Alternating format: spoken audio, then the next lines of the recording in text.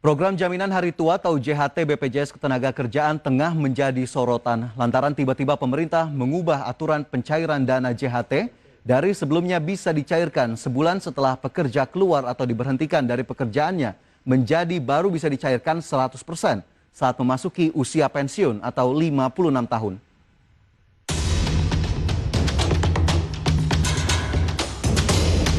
Pemerintah melalui Peraturan Menteri Ketenagakerjaan atau Permenaker Nomor 2 Tahun 2022 mengubah tata cara dan persyaratan pembayaran manfaat jaminan hari tua atau JHT. Aturan baru ini membuat manfaat JHT baru dapat dicairkan setelah memasuki usia pensiun atau 56 tahun. Direktur Jenderal Pembinaan Hubungan Industrial dan Jaminan Sosial Tenaga Kerja Kementerian Ketenagakerjaan Indah Anggoro Putri menyatakan, pemerintah mengembalikan fungsi awal jaminan hari tua yakni sebagai dana yang dipersiapkan agar pekerja di masa tuanya memiliki harta sebagai biaya hidup di masa sudah tidak produktif lagi. Oleh karena itu, uang JHT sudah seharusnya diterima oleh pekerja di usia pensiun, cacat total, atau meninggal dunia. Hal ini sesuai dengan Undang-Undang Nomor 40 Tahun 2004 tentang Sistem Jaminan Sosial Nasional. Ya, Permenaker 2 tahun 2022 tentang tata cara JHT ini memang sebagai suatu program jaminan sosial untuk masa tua para pekerja buruh dalam rangka memastikan para pekerja buruh itu secure atau nyaman dan bahkan insya Allah sejahtera di masa tua. Sementara di masa-masa mudanya itu sudah ada beberapa program jaminan sosial lainnya, jaminan kecelakaan kerja, kematian, kemudian JKP dan sebagainya, itu sudah ada. Putri menambahkan dalam penerbitan aturan baru ini, Kemnaker telah melakukan diskusi dengan stakeholder ketenagakerjaan, kementerian, dan lembaga. Meski saat ini masih menuai pro kontra, Menteri Tenaga Kerja Ida Fauzia akan melakukan dialog dan sosialisasi dengan seluruh pihak termasuk serikat pekerja dan buruh. Dari Jakarta, Adi Firmansyah, iDeksha.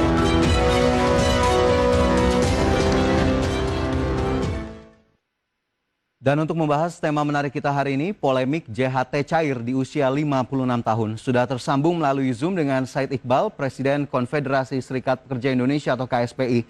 Pagi Bang Said, apa kabar? Selamat pagi Mas Fajar dan pemirsa Market Review. Alhamdulillah, saya yakin kabarnya luar biasa meskipun hatinya agak sedikit tercederain ya kita dalam beberapa hari terakhir ini. Bang Said, ini uang JHT baru bisa dicairkan 100% saat usia peserta mencapai 56 tahun. Kata-kata apa yang paling tepat dari Anda untuk menggambarkan peraturan terbaru ini? Menaker ini terlalu sering melukai dan menciderai hati kaum buruh. Omnibus Law, upah yang tidak naik, sekarang tiba-tiba, tadi benar kok tiba-tiba dikeluarkan Permenaker nomor 22 tahun 2022 yang kemudian membuat buruh ketika dia ter-PHK, ketika dia mengundurkan diri, ketika dia pensiun dini, kok nggak bisa ngambil tabungannya? Ini kan uang buruh dan pengusaha. Kenapa pemerintah ikut cawe-cawe mengatur tabungan yang akan diambil? Sebagaimana diatur oleh Permenaker nomor 19 tahun 2015. Nah, yang perlu diingat, harusnya Menaker yang sekarang ini belajar lagi lah tentang ilmu jaminan sosial. Di dalam ilmu jaminan sosial ada yang disebut asuransi sosial, tabungan sosial, dan tentu pensiun. Antara jaminan hari tua dan jaminan pensiun itu berbeda. Jaminan hari tua adalah tabungan sosial atau di beberapa negara disebutnya Provident Fund. Malaysia, Brazil, Nordik, ya, Swedia, Finlandia, sebagian Jerman, dan juga di Australia dan beberapa negara lain. Dia bisa diambil kapan saja, namanya juga tabungan. Kayak kita nabung di bank 1.000, dapat bunganya 10%. Kapan aja kita ambil boleh, karena tidak membutuhkan kecukupan dana yang dihitung secara aktuaria. Dan tabungan sosial adalah buffer, penyangga kalau terjadi shock ekonomi. Shock ekonomi itu apa? Krisis ekonomi, wabah penyakit yang merajalela, pandemi COVID-19 seperti sekarang ini yang belum ada kepastian. Ancaman PHK itu besar dan sudah terjadi PHK di mana-mana. Nah, buffernya apa supaya dia bisa bertahan hidup? Ya jaminan sosial. Namanya dia social security. Security itu keamanan, jaminan. Pada saat apa? Ketika ada shock ekonomi, wabah penyakit, pandemi. Dan itu boleh diambil, namun juga tabungan. Kalau jaminan pensiun, betul dia harus menunggu usia 56 tahun. Kenapa? Membutuhkan kecukupan dana dan harus dihitung secara aktuaris. Misal ada 100, hitungan pensiun saya nanti umur 56 ada 1000, maka saya nggak bisa ambil sekarang. Itu menghancurkan sistem dana yang terakumulasi. Kalau tabungan sosial, boleh. Itu yang dilakukan oleh Presiden Jokowi, memberikan diskresi. Nah, di dalam Undang-Undang nomor nomor 40 tahun 2004 tentang SJSN yang dijadikan dasar, atau Undang-Undang nomor 24 tahun 2011 yang dijadikan dasar perhitungan JHT, Undang tentang BPJS, itu kan tidak disebut secara meluas, hanya disebut memasuki usia pensiun akibat PHK, meninggal dan juga meninggal. Nah, sekarang bagaimana yang mengundurkan diri? Bagaimana yang kemudian pensiun dini? Bagaimana yang dia bukan kehilangan pekerjaan bukan karena di PHK atau karena usia pensiun? Kan itu uang dia. Uang tabungan sosialnya kok untuk dia bertahan hidup. Nah, oleh karena itu bedakan antara JHT dan jaminan pensiun. Dulu Undang-Undang nomor 40 2004 dipakai untuk menghitung usia sampai 56 tahun atau 55 waktu itu ya, masa pensiun, usia pensiun baru boleh diambil karena belum ada jaminan pensiun. Sekarang sudah ada jaminan pensiun dengan adanya Undang-Undang nomor 24 tahun 2011 tentang BPJS. Oleh karena itu JHT dikembalikan kepada awalnya. Semangatnya yaitu yang kita sebut dengan tabungan sosial. Pak Presiden Jokowi sudah melakukan itu. Apa Bu Ida mau bilang bahwa Pak Jokowi keliru? Kalau keliru, maka tidak akan keluar dong Permenaker nomor 19 tahun 2015 yang ditandatangani oleh Menteri Tenaga Kerja dari partai yang sama dan dengan Bu Ida Menaker sekarang.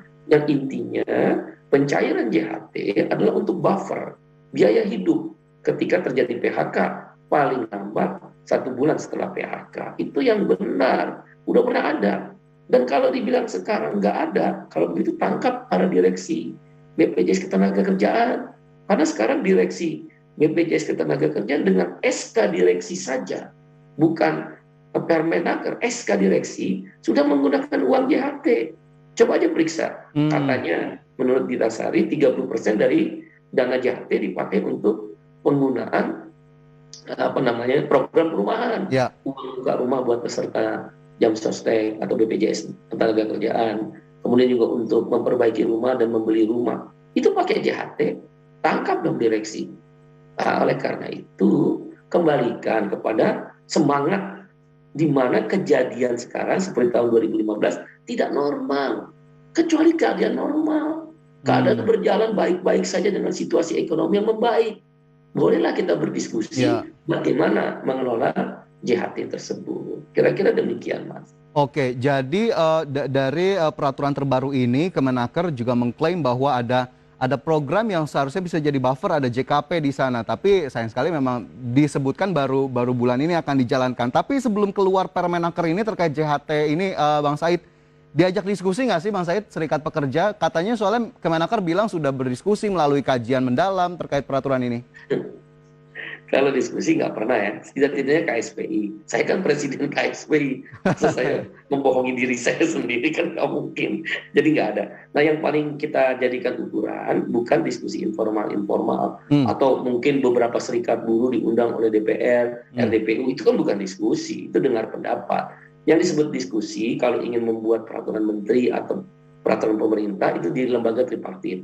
Ada 4 orang anggota tripartit nasional dari KSPI, saya tanya satu persatu nggak ada membahas Permenaker nomor 2 tahun 2022. 4 orang anggota kami dari total 15. Bahkan 4 orang dari anggota Bung Andi Gani KSPSI AGN juga saya tanya nggak ada, 8. Berarti 8 dari 15 kan udah mayoritas. Itu tidak satu pun yang menyatakan pernah membahas di lembaga tripartit nasional secara formal untuk melahirkan Permenaker nomor 2 tahun 2022. Dan Bu Ida sebagai Menaker harusnya hati-hati baca keputusan MK. Karena ini kan dikeluarkan Permenaker nomor 2 tahun 2022 pasca keputusan MK. Karena dia mengkaitkan bahwa JHT ini keterkaitan dengan jaminan kehilangan pekerjaan. Jaminan kehilangan pekerjaan itu adalah Omnibus Law, Undang-Undang Cipta Kerja. Nah, diktum nomor 7 keputusan MK menyatakan tidak boleh mengeluarkan keputusan yang baru. Itu jelas, nggak bisa diperdebatkan lagi. Kalau dia mengkaitkan dengan keputusan yang diputuskan oleh Omnibus Law, Undang-Undang Cipta Kerja yang sudah ada keputusan MK inkonstitusional bersyarat dan cacat formil, diktum nomor 7 itu menyatakan tidak boleh. Nah sekarang mari kita lihat JKP, bisa jalan nggak? Jelas nggak bisa jalan. Jaminan kehilangan pekerjaan, itu anggarannya menurut PP nomor 36 2021 diambil dari iuran jaminan kecelakaan kerja dan iuran jaminan kematian. Misal Mas Fajar dan pemirsa market review termasuk saya, ketika kita membayar iuran jaminan kecelakaan kerja dan iuran jaminan kematian, kan akadnya kalau kita ada kecelakaan kerja atau kita meninggal, pakailah dana iuran itu. Akadnya kan itu. Nah, atas nama konstitusional tapi dirampok. Tanda petik ya, saya bilang merampok secara konstitusional. Dana JKK yang harus untuk kecelakaan kerja dan dana kematian dikumpulin rekomposisinya menjadi dana kehilangan pekerjaan. Kok kita bayar diri kita untuk kematian dan untuk kecelakaan kerja diambil oleh orang lain yang ter-PHK? Apa hubungannya? Ya. Saya dan Mas Fajar bayar untuk kecelakaan kerja kematian. Tiba-tiba ada si Ali, dia di PHK, pakai uang kita. Loh, akal sehat mana yang dipakai? Itu ulang-ulang kami menolak JKP. Kalau mau namanya, saya ini ILO governing body. Salah satu pengurus pusat Badan Perserikatan Bangsa-Bangsa, berkantor di Jeneва. Nggak ada seluruh dunia model sistem jaminan sosial seperti ini. Subsidi silang antar program. Kalau mau namanya unemployment insurance, asuransi pengangguran. Dari mana? Iuran. Ketika kita bekerja mengiur, pengusaha mengiur, pemerintah juga mengiur. Itu yang disebut unemployment insurance. Ini akadnya kita kecelakaan kerja, akadnya kita jaminan kematian, kok dipakai orang lain untuk bayar pesangon. Yang kedua, ada nggak kecukupan dananya? Misal begini. Ya, baik. Bang Said ditahan terlebih dahulu, ini sepertinya masih cukup detail begitu ya. Kita sambung di segmen berikutnya. Bang Said, mohon maaf saya masih tersambung melalui Zoom dengan Said Iqbal, Presiden KSPI. Bang Said, tadi pertanyaan saya terkait dengan klaim Kemenaker yang menyatakan JKP bisa menjadi jawaban atas permasalahan ini, jadi para buruh atau pekerja jangan takut. Tapi tadi Anda singgung justru subsidi antar program, ketidakcukupan dana, terkait dengan pencairan dari JHT sendiri juga menjadi bermasalah. Apa yang kemudian di balik ini, apa yang bisa kita terka? Kenapa kemudian akhirnya dana pekerja sendiri akhirnya ditahan-tahan untuk kemudian dicairkannya nanti bertahun-tahun kemudian? Iya, saya ingin mengutip apa yang disampaikan Mbak Puan, Ketua DPR. Itu dana buruh. Kenapa pemerintah tahan-tahan? Kecuali kondisi normal ya, sekali lagi. Ini kan belum normal. Butuh waktu yang tidak pasti dengan pandemi COVID. Misalnya tadi saya ambil ya, jaminan kecelakaan kerja diambil subsidinya, iurannya 100, dan kematian 100. Kumpul 200 kan, ditaruh di anggaran JKP. Ada PHK karena COVID-19 1.000 orang. Membutuhkan dana 1.000. Nah 800-nya dari mana? Udah uang kematian kita diambil, kecelakaan kerja kita diambil, tidak pasti pula dapat yang disebut ada kepastian.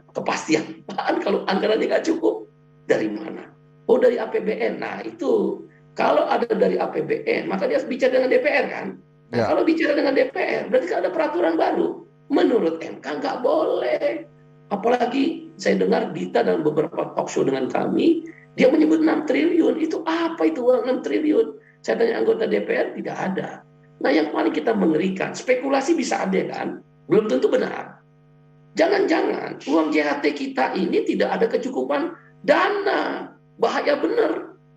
Maksudnya begini, kalau memang terjadi PHK yang makin tidak menentu karena COVID-19, seharusnya kan tadi, kita nabung di bank 1.000, dengan bunga 10%, ya harus ada uangnya. Kalau saya ambil kapan aja. Kapanpun. Begitu pula di BP Jam Sostek atau BPJS Ketenagakerjaan kan, kalau pakai aturan lama, kapan aja uang ada. Karena dia tabungan. Beda dengan jaminan pensiun ya. Dia sesuatu yang menghitung secara aktuari hingga usia pensiun. Nah jangan-jangan nih uang nggak ada. Kalau aturan lama tetap berlaku, boleh ngambil paling lama 1 bulan setelah terjadi PHK, bukan menunggu usia 56 tahun, uangnya jangan-jangan nggak ada. Spekulasi kan bisa beredar. Nah kemana nih uang? Apa dipakai buat infrastruktur? Apa dipakai buat penanganan COVID? Apa dipakai dana-dana lain yang tidak dibicarakan oleh DPR? Menggunakan dasar undang-undang bahwa dalam keadaan darurat boleh menggunakan apa saja, tidak bisa dipidanakan. Berbahaya. Asumsi liar bahkan beredar begitu. Apakah jangan-jangan ini ada kesalahan pengelolaan dana dari pihak BPJS sendiri sehingga akhirnya klaim-klaim ini tidak mampu dibayarkan, padahal kemarin spekulasi itu pun beredar. Kan kita udah dengar beberapa bulan yang lalu dramatisasi oleh Kejaksaan Agung, gerebek kantor pusat BPJS Ketenagakerjaan kan, BPJS Ketenagakerjaan digerebek, kemudian diumumkan secara terbuka oleh Jaksa Agung Muda, kalau saya nggak tahu bidang korupsi ya, mungkin pidana khusus, dia mengatakan ada potensi loss 50 triliun, tiba-tiba beberapa bulan kurang jadi 20 triliun. Baru beberapa minggu yang lalu saya dapat kabar dari kawan-kawan media udah deponering, nol. Tidak ada kerugian. Kasus Asabri menjelaskan kita kan. Nah, jangan-jangan ini yang paling dana segar di BPJS Ketenagakerjaan atau BPJS Sosial itu kan JHT. Kalau jaminan pensiun nggak bisa dikotak-atik karena nunggu aktuaria masa pensiun. Kecelakaan kerja, kematian itu juga nggak bisa macam-macam karena takut terjadi kecelakaan kerja yang tinggi dan kematian yang tinggi, dananya harus safety. Nah, yang paling aman apa? JHT. Nah, sekarang akibat boleh diambil setelah PHK paling lama setelah 1 bulan, kan berarti berkurang. Ya. Nah, ini uang sisanya udah nggak jelas kemana, kosong. Spekulasinya kan bisa begitu. Sekarang ini belum tentu benar, belum tentu juga salah. Ya. Kita harus minta BPK tuh, Komisi 6 mungkin keuangan, bersama Komisi 9 membentuk pansus, panggil, meminta BPK untuk hearing. Kemana nih? Nah, untuk mengisi kas yang kosong atau tidak ada kecukupan dana untuk membayar, maka ditahan. Keluarlah tiba-tiba Permenaker nomor 2 tahun 2022. Demi kecukupan modal tadi ya, Bang Said ya. Nah, oleh karena itu kita menginginkan kembalikan ke aturan lama, yaitu Permenaker nomor 19 tahun 2015 yang oleh Pak Jokowi sendiri menggunakan diskresinya. Dan ingat, BPJS itu sekarang bukan BUMN, bukan di bawah menteri, sekalipun tidak di bawah Menteri Keuangan dan Menteri Tenaga Kerja. BPJS itu di bawah Presiden. Jadi kalau Presiden merasa terjadi shock ekonomi yang kemudian memberatkan para buruh karena terjadi PHK di mana-mana, karena situasi belum begitu normal, kan pertumbuhan ekonomi baru disumbang oleh batu bara dan sawit mayoritas, belum oleh manufaktur. Itu menjelaskan pertumbuhan ekonomi ini masih memberatkan sektor manufaktur. Pak PHK masih di mana-mana. Hotel-hotel, labor intensif, sektor garment, sepatu, tekstil itu belum bergerak. PHK, karyawan kontrak, karyawan outsourcing yang tidak diperpanjang, itu masih banyak. Nah, diskresi seorang presiden itulah yang kami harapkan dilakukan hal yang sama. Dugaan saya Menaker nggak konsultasi dengan presiden ketika membuat peraturan ini. Sehingga presiden dihadapkan pada situasi yang sulit. Kayak kasus Pak Hanif, mengulang kembali dari partai yang sama. Nah, oleh karena itu, sebelum presiden mengambil alih, sebaiknya Menaker jiwa besar, cabut Permenaker nomor 2 tahun 2022, kembalikan pada Permenaker yang lama, bahwa JHT bisa dicairkan pada saat PHK paling lama 1 bulan. Tunggu sampai presiden menyatakan kondisi ekonomi kita normal, manufaktur bergerak. Berarti salah satu desakan yang muncul ya. Kalau yang di PHK ada JKP, bagaimana yang mengundurkan diri? Kan banyak anak-anak muda kita sekarang yang mengundurkan diri, nggak dapat JKP. Jadi dari mana? Dan ingat, JKP itu hanya 45% dari upah. Bahkan terakhir nanti setelah memasuki 6 bulan, 25%.